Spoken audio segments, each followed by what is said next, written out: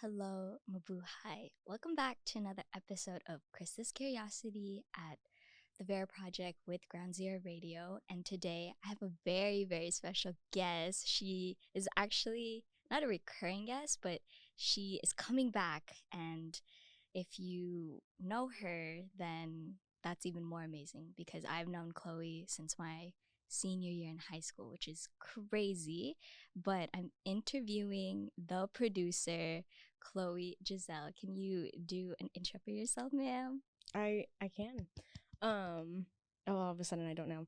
My name is Chloe Jiselle. I use she they pronouns. I know Krista from UW affiliation or the University of Washington affiliation. And I graduated in 2023 with a BA in Cinema and Media Studies and a minor with diversity.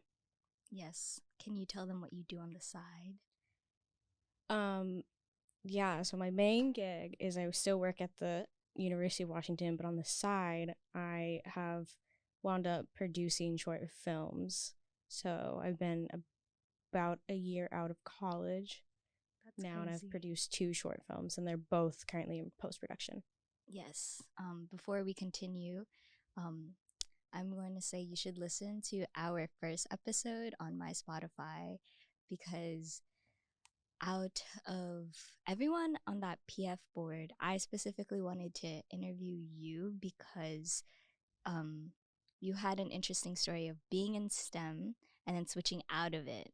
And yeah, I thought that was so cool because I didn't know what major I wanted to be at that time because I was still applying to UW, and then I was like, oh, I think Chloe is a big influence of why I'm able to pursue a lot of the creative things I do, and I think she knows that too. No, I did not. Now I do. Okay. Oh yeah, shout out our manager, yes, my ex-manager, Sarah, and because Chloe was also an essay. You know, Chloe has been so amazing because she's worked every position in FYP. I have, yeah. I've worked every student position possible, at least when I was a student. Because now some of those roles that I were in don't exist. Yeah. Because Anna's role doesn't exist anymore either, right? Yeah, there are a couple of student roles that have shifted and moved, and we've been moving around more student positions. Yeah. And just their job descriptions, but 2 of the maybe 5 different things I've done just no longer exist. It feels like you've been there since the inception of FYP. The inception of online FYP. Yes. I would phrase that. Pandemic. Yes. FYP. And your siblings too are kind of involved. Well, they are because I've told them to be involved.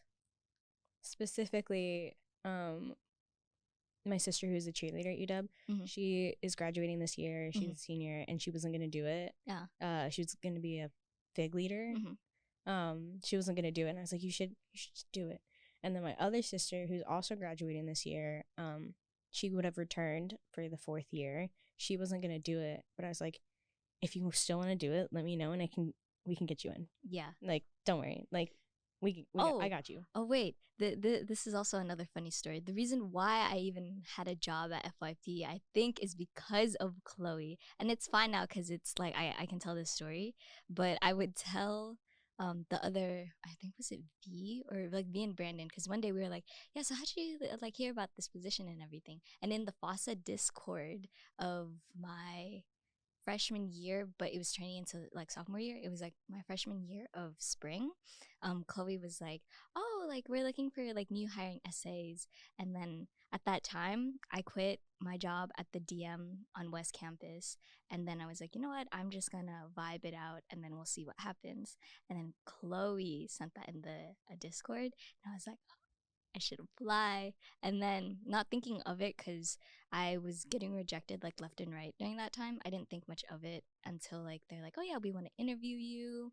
And then I didn't think it was gonna be it was on Zoom, and there were 4 FYP staffs, and then they had me do a test like the last 20 minutes of it, of like finding Mm-hmm. the resources for FYP and like ANO and stuff like that. And I just remembered because it was Emma Y in the hiring Zoom, and I remembered I dropped your name. And do you remember I texted you after too? Because I was like, hey, like I dropped your name. I hope that was okay. Yeah, I do remember you were like, I name dropped you. I was like, That's oh, that's great. Like, okay. I don't know what kind of influence I have over that. But I don't know. I feel like it helps a little bit. Yeah. But also, I think the year that you were applying, there wasn't as many Oh. because it was like still post pandemic recovery. That's true. Or like we're still kind of in the pandemic, but like post like full COVID shutdown. Mm-hmm. And I think maybe like only 10 students applied that year. Oh, really? Yeah, it was like a very small pool. Oh, And then this past year, there was a 60. 60, like 60 62. plus. Yeah. It's like, wow. Because me and V were talking about it. We are like, yeah, the year that we got hired, I think if we were to reapply, like in Brandon or like Angelina's a year, Mm-hmm. I don't think we would have gone in. But it's weird because it was in person and it was also just one-on-one with Sarah, right? Like It was a one-on-one with Sarah, but also there was a student, like a current essay in the space. So Oh. Brandon had interviewed some, and then I can't Caitlin imagine Brandon interviewed some being as well. serious without asking something like, so how would you solve this crossword puzzle with our essay team? His favorite thing right now is, so what is it? The saying, if he said what, okay, or something like that, Yeah. would, like, you know that one? Yeah. That one thing. That's his thing right now. Oh my God. He'll come up to my cube, and he's really tall, so he'll Yeah. just like perch Uh-huh. on my cube. Uh-huh. And then will sometimes greet me with that. So what would you do if he said, okay, when? And I'm like, I will sometimes reciprocate the same thing depending on like what I'm doing. Yeah. So it also, like, sometimes it's really silly, or sometimes it's like, I don't know. Yeah. Brandon is like me and V right now because he's the only one that I know that is still there aside from V. Yeah. Oh my God, how the time flies. I miss the old when Daria and Marisa. And I know when they were still part of your, like, were they part of Kind of. Yeah, I know. So Daria was in OL. I miss you, Daria. Say that again, because me too.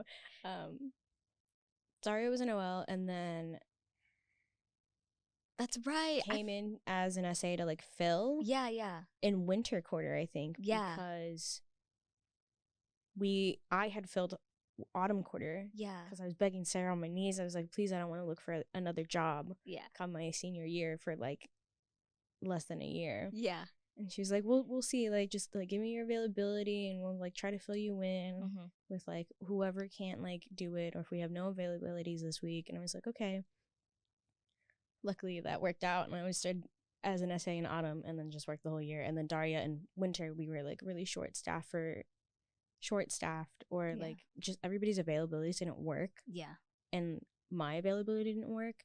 So Daria was like, I can do it. Yeah. I volunteer. And then I think Marisa was there for 2 years. Yeah. And returned. Yeah. Because I was a Stuco and she was an essay. The same time with Emma P. Oh my God, that was the dream team, guys. The dream team, capital THE, the dream team. Okay. Yeah. Okay, we got so sidetracked because this was getting. Well, I was gonna have this interviewing you, but maybe we can do like a part 1, part 2. But okay, let's get serious, Chloe. Okay. How did you get into film? Ooh, that's a great question. It was really on accident in high school when I was like still a STEM student. I'd taken so many AP classes that like in Washington we're so behind, or I guess it's all of the East Coast or West Coast, East Coast difference. We're so behind from when we start classes compared to like everybody on the East Coast, is that by May after the AP test, there's nothing left in our curriculum to learn. Yeah. And it's only a month-ish. Yeah. Maybe like a month and a half. So in my AP classes, specifically my history ones, they did like a short film just for fun. Oh. So like you'd get paired up in groups, Yeah.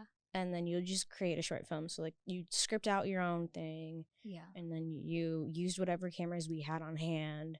I had like a Panasonic Lumex camera, which is silly because that's not built to record film, but it worked. Yeah.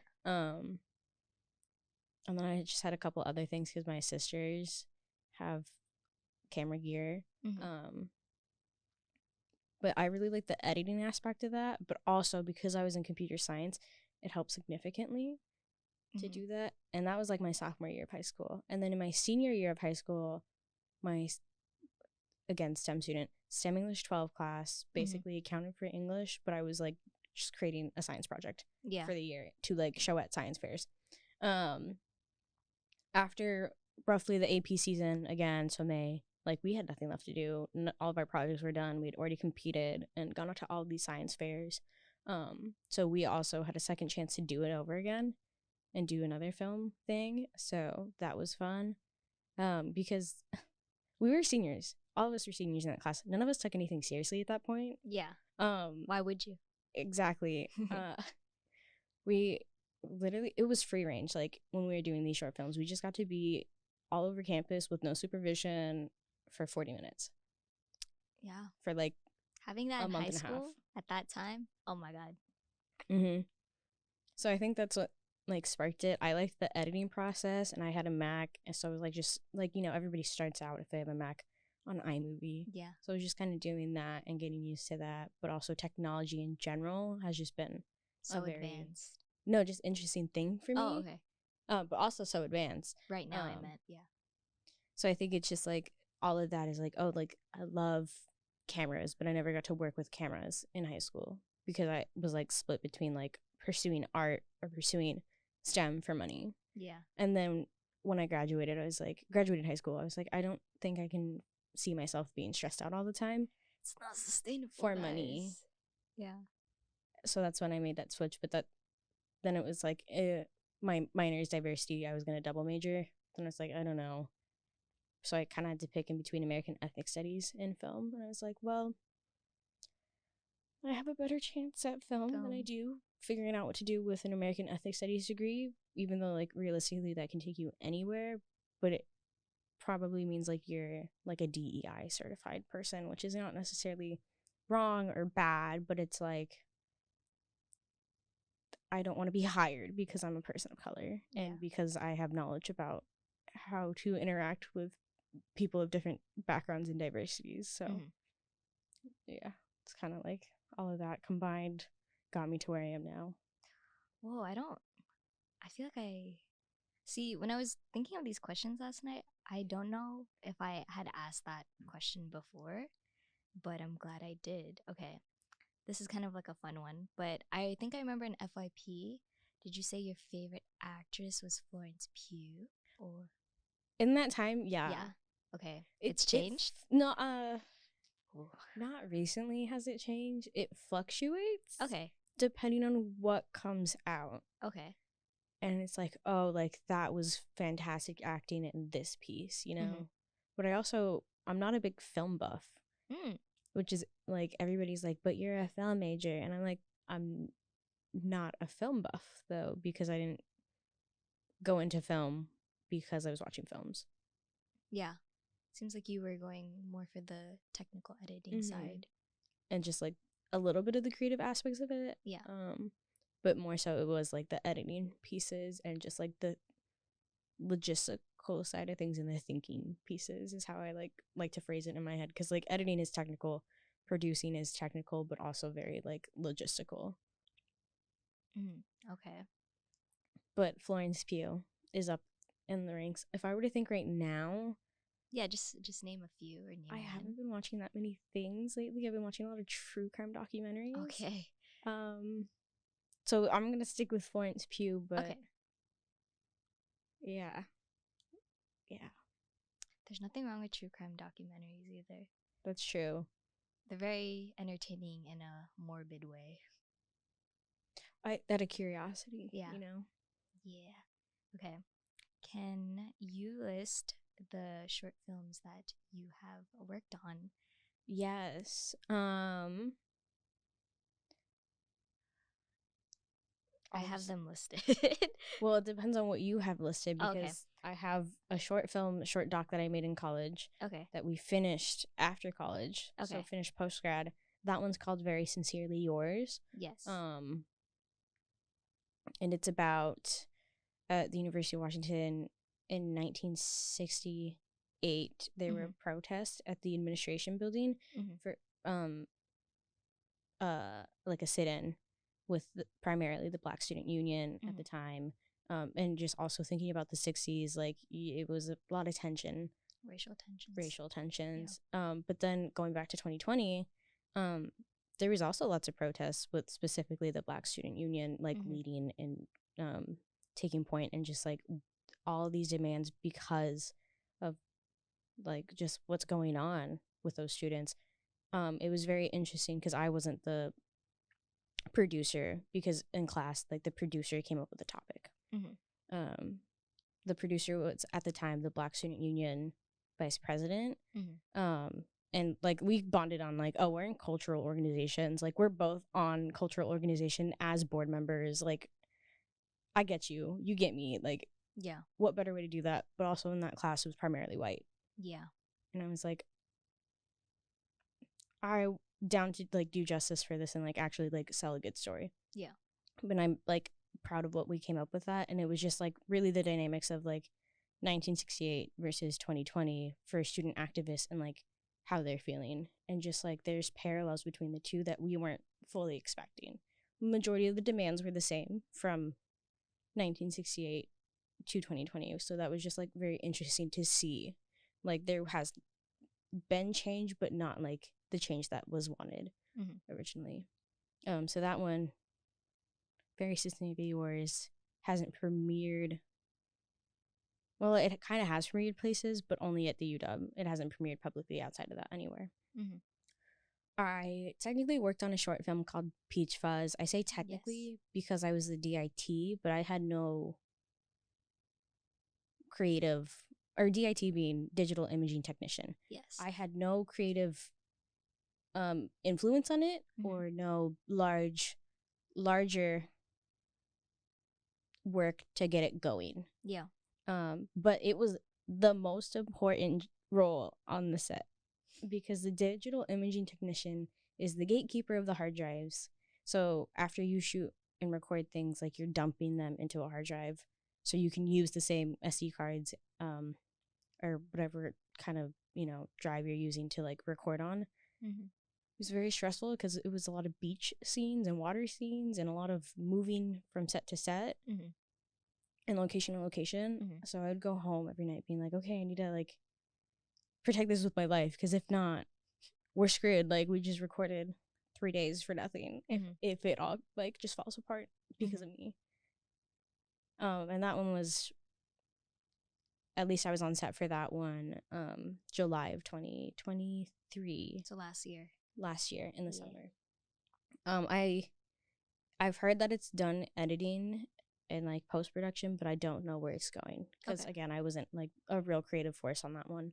And then in February 2024, this year, I worked on a project called Hooyo Macaan. It is a Somali-driven film. The same person who produced Very Sincerely Yours was the writer and director for that.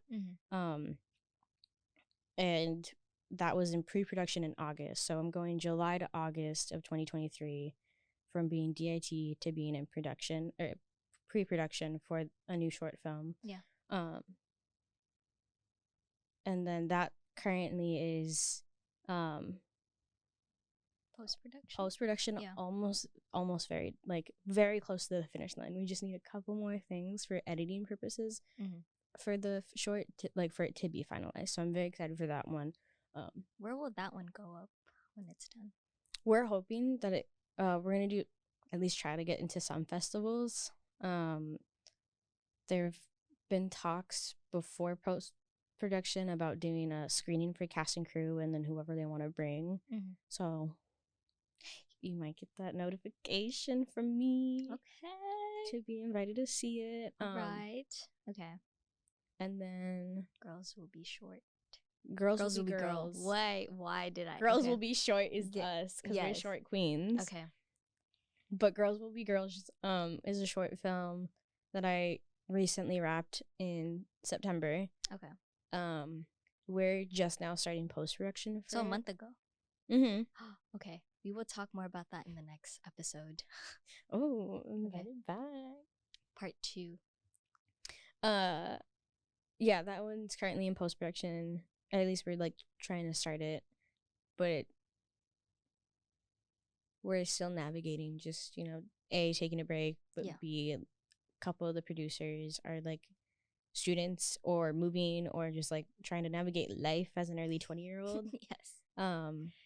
We know that really well. I don't feel like there's any rush on it right now, especially with post-production. There should never be a rush to finish it. So TBD on everything post-production wise in terms of like slated to be finished, slated to be like sent to festivals and all of that. Okay. Yeah. Okay, well, this is gonna be part 1 of me interviewing Chloe because I have a feeling we're like hitting the 30-minute mark. So the last time Long and I hit the 30-minute mark, our video is cut off, and I'm like, okay, we'll just continue rolling on another episode. But I don't know, how does it feel to be back, Chloe, on my podcast? I feel special. Okay, I'm not gonna lie, I feel very special. Where can they find you at and everywhere? My ads everywhere. Instagram. I don't use X, formerly known as Twitter, but I do have an account. Okay. And then LinkedIn, because everything in life's about connection and networking. You can search Chloe Jiselle, but it's not Giselle with the G, it's Giselle with the J. Yeah. And then most everything is public, I think, for my This is accounts. Chloe. That is my account. This is Chloe's account. I posted the goofy things, or any films that I'm currently working on. This is my podcast. Go follow Chloe. Go follow this podcast. And yeah, and I will be back to interview Chloe for a part 2.